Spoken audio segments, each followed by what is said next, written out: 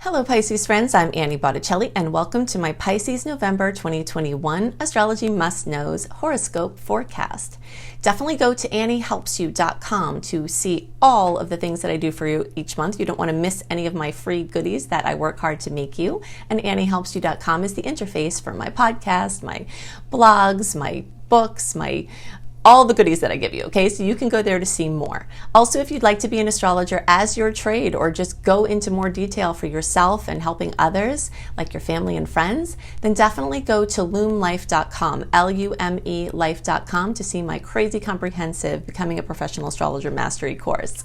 Okay, so 2 admin notes to help you make the most of this video. The first is that this is for you if Pisces is your sun or your moon or your rising, and if you are a person who is watching for other placements, you like to go super deep into your chart, like your Venus chart or your Mars chart or anything else, if it's in Pisces, this is also for you. The second thing that is very important is a must know is that if you're a late degree Pisces, so March 11th through the rest of the sign or 20 to 29 degrees, and the later in March and the later in degree, the more this is true, I highly recommend that you additionally watch or listen to my Aries reports, because you late degree people really need the Pisces and Aries reports to get your full picture. Okay, so what is going on in November? November is one of my favorite months of the whole year, and I'm going to share with you all of the details why. So let's just get right to it. The first thing that we have to talk about is that we are entering this beautiful open window.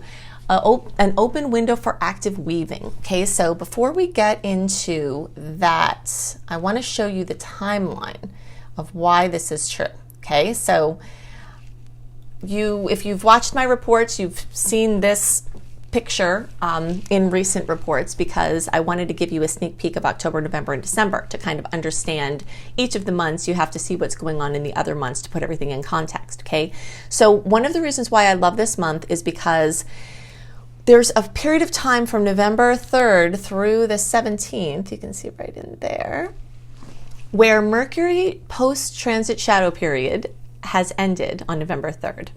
And then the Venus pre-retrograde shadow period hasn't started yet. That starts on November 18th. So between around the 3rd or 4th and 17th, we're completely free of the Mercury retrograde energies, we're completely free of the Venus retrograde energies, and when that happens, we enter this time that is really concentrated on these features here, the direct energies. Now, the whole month of November really holds a lot of promise for this energy, but the deeper you get, like towards the end of November, we're starting to get into the shadow of Venus retrograde. And although we do have an amazing positive star pileup towards the end, which we'll go into details about in a second, it's important to know that when you have a launch or a big decision or an agreement, or you're doing investing, or you have a move, or you have brand new projects, or you're looking for clarity, future planning, and you're trying to push or initiate something, like bring your life's work out into the world, something like that,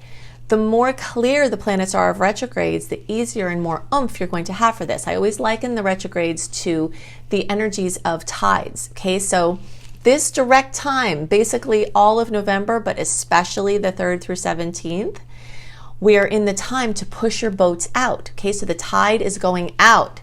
And when you push your boats out, when the tide's going out, they will go out further. Okay, so October into the first couple of days of November, we were more in this retrograde energy. And as we get deeper into the end of November and into December, we're going back into this retrograde energy where it will be time to deal with comes up and clear out things and kind of not try to initiate long-term things and kind of just do short-term things. And, last minute magic is going to, come in because you can't make plans. But November is a really good time for making plans, and it's a really good time for activating plans for the future. Okay, so basically you can go back to this picture and just note November is pretty much about these direct things. And then October, so the time before, and then the time after, in December, we're getting back into that retrograde, okay? So it's a time of active weaving. You've heard me often use this web or spider analogy.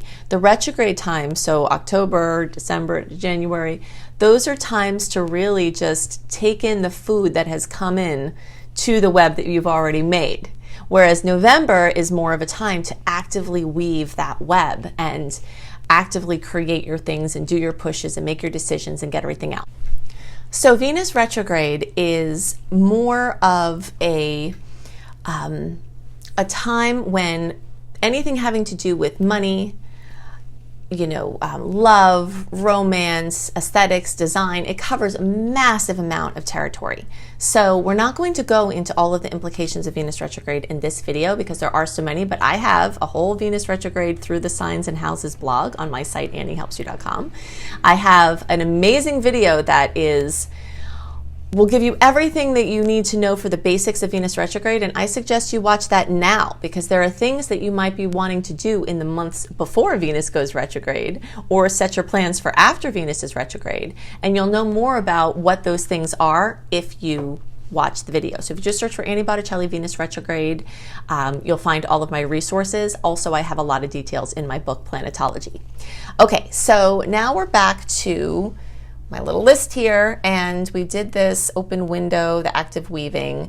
And the other thing to know, point 2 here, is that we have more sweet aspects than salty aspects. And this has been a while. I think it was May was the last time we had more sweet aspects than salty aspects. So that is something that is an overtone for this month. And along with that, of important note, is that between November 26th and 30th, we have a 7-star aspect pileup that are super positive. And a lot of those are actually on the 30th. So the 26th, the 28th, we have a couple starting to roll in, sweet things going on. And then we have, I think 6 or 7 actually on the 30th. Okay, so that is a very big deal. And we'll feel those in the days before and the days after. So although, like we talked about, we're in this time where the shadow of Venus starts on November 18th, but here we're talking about at the end of the month, we've got this sweet pileup. So there are some business things, some important things, some moves, some, anything that's kind of the stuff that we talked about for the direct energy. That kind of stuff might start to gel at the end of November, even though it's outside of that window, and that's okay. Just kind of be aware that we're starting to get deeper into the Venus retrograde energies, but this November 26th through 30th is a very special series of time to mark into your calendar, and if you have to do important things, this could be amazing. You might also see some of this retro coming in, so it might mean that love from the past comes in, money from the past comes in, artistic projects from the past come in a big way and go to the next level at this time. And all of that is very, very, very well supported. So that's very exciting. Okay, so now we're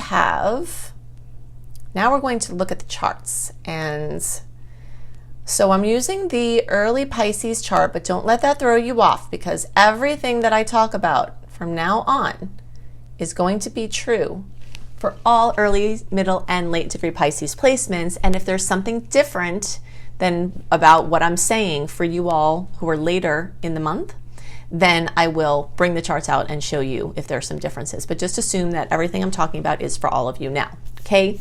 So we've got a lot of Scorpio energy still.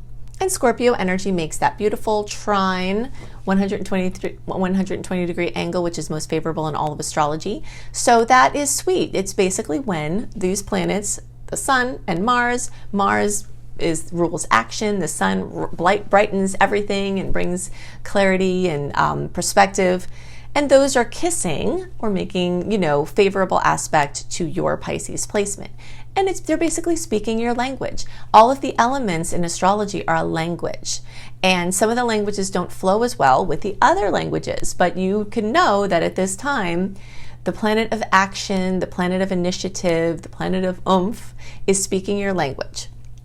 And that's perfect timing because we just talked about this being an amazing month for actually taking action. So if you're watching this in September when I posted it, if you're watching it in October because it's up early and you're thinking, wow, there's some stuff I really want to do, you might want to chill and just kind of do things internally and prepare for your big launches in November, finish some unfinished business in September, October, And then once you get into November, you'll have the planet of action really speaking your language, and then you can bring some of these things to life.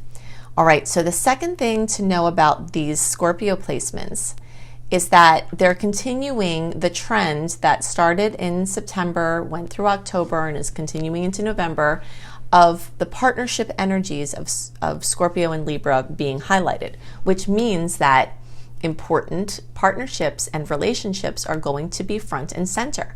You might be seeing people that are close to you more. You might be working some things out with them. You might have had some conflicts that came up in the retrograde.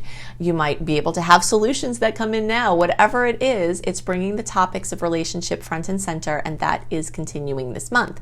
It's also bringing the topics of money and relationships. So anything having to do with credit or taxes or loans or borrowing money or selling something, November is an amazing month for making purchases that are big purchases or making sales that are big sales. Because once you start to get into the Venus retrograde energies, it's not always the best time, although I have caveats to that, which you'll see in the resources that I suggested earlier, my book and the other things on Venus retrograde. There are caveats to where certain purchases can be great there, but there's a checklist, okay? So in general, you're seeing the most clearly and have the chance to get the most value for what you're buying or selling this month. That's the same thing for investments. This is an amazing month to make investments.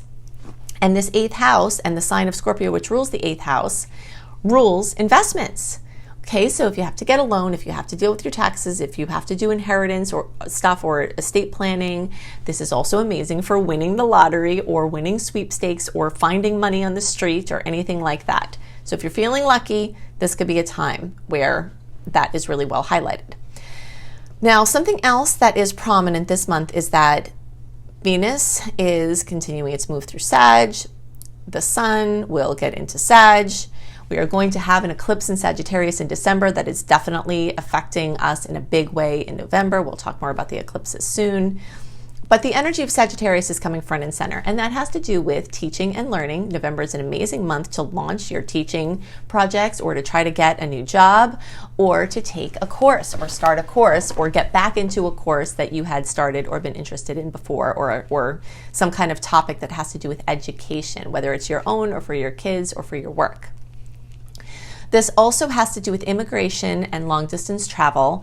And while we do have multiple themes going on related to COVID and related to travel and restrictions and openings and that kind of thing, this is a time where there is an easier,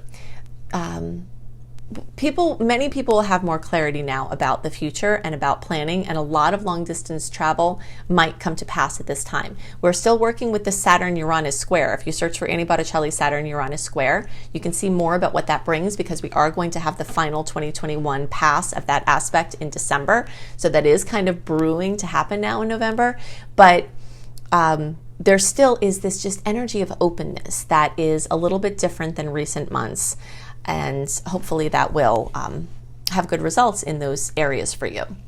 All right, and then we're moving into some of the energies of Capricorn, because Venus is going to start going into Cap. But before we get there, let's just talk about these Sag energies and what that means for Pisces, because Sagittarius energies make a square for Pisces. And the square is a point of pressure. But it doesn't have to be a bad thing, and you don't have to dread it. A lot of times what that means, like actually in the time that I'm recording this now, I'm a Sagittarius, so in the time I'm recording this, there are a lot of energies in Virgo, and they're making squares to my placement. So I'm kind of in it now. So I'm understanding this really well. And I can see, as I always say about this, it doesn't have to be bad, but it puts the pressure on. It's like the fire underneath your pot of water. And so you have to work harder, you have to be more disciplined, you have to get all your ducks in a row, get organized, and that might have interfere with some of your flow, or it might, basically put the pressure on for better or worse. The pressure could come on because you're inspired, or the pressure could come on because you have to take action and do something about something that's going on in your life. But there are pressure points, and those pressure points can convert into action, and this month is perfect for action. So that's great. Okay, so The work center of the chart is going to be highlighted with that energy. And as Venus gets into Capricorn, that is also bringing more of this work energy in. So any of you who need a job or employment topics or anything like that, there definitely can be great opportunities, both new, brand new opportunities that come in and opportunities from the past. Okay. So when that 7-star pileup occurs at the end of the month between November 26th and 30th, this is a really great time. Like, let's say you've been feeling a nudge to connect with somebody about something, or go back to something, or put in an application, or you might hear about something business related at that time. So that's definitely a 5-star period of time. Okay, so then the last thing that I wanted to talk about has to do with the eclipses. All right, so let's just talk about what eclipses are and why they're important and why we need to know a lot about these. Eclipses happen usually twice a year. Sometimes, well, it's basically every 6 months. So sometimes you'll have a little bit more than that. If it's like at the very beginning of a year, then you'll have it in the middle, and then maybe starting towards the end. But basically every 6 months we have an eclipse cycle. And we're always working in a polarity. So we've been since around March 2020. You remember what happened in March 2020? The world shut down. And at that time, the Sagittarius Gemini eclipse cycle really started brewing. And so now this period of time, November, December, is when the end of the Gemini eclipse cycle, Gemini Sagittarius eclipse cycle occurs. So there is going to be some kind of closing out, some kind of ending of a chapter, a new phase going on to everything having to do with how we gather information, how we share information, education systems, working from home, mobility, so it's not a coincidence that the topic of education and it being from home, and the topic of work and it being from home, and whether it should be in the classroom or the office or at home, came up with the Gemini Sagittarius eclipse cycle. So online education went into a whole new level, and online work went to a whole new level with the coronavirus, and that is aligned with this eclipse cycle. So there is something that is coming back up as far as a decision to make, different opportunities, and a different phase of the new way of things. Okay, so you'll see that happening, and there will be some kind of big wrap up that goes on in this November-December time frame. Now at the same time, okay, so that's the December 4th Sagittarius eclipse that we're feeling very strongly, because the eclipse cycle is always happening, and it starts to heat up eclipse season 4 to 6 weeks before the actual eclipse. So starting at the end of October, we're already really strong into the December eclipse. And then starting in early October, we're really strong into this November eclipse, which is starting the Taurus-Scorpio eclipse cycle, okay? So Taurus and Scorpio have to do with finances, they have to do with self-sufficiency, they have to do with environment and the environmental topics that we've had coming up as far as global warming and things like this, and living sustainably. So you'll see that we're going to go to a deeper level of food sources. Everything is getting shuffled around. Just redistribution of wealth, things having to do with taxes, things having to do with politics, having to do with money and food and agriculture. All of those topics are going to be very strongly highlighted now from the end of 2021 through the end of 2023, as we have this Taurus-Scorpio eclipse cycle and Uranus continues to move through the sign of Taurus. Okay, so all of this is happening, and this drills down to the individual level.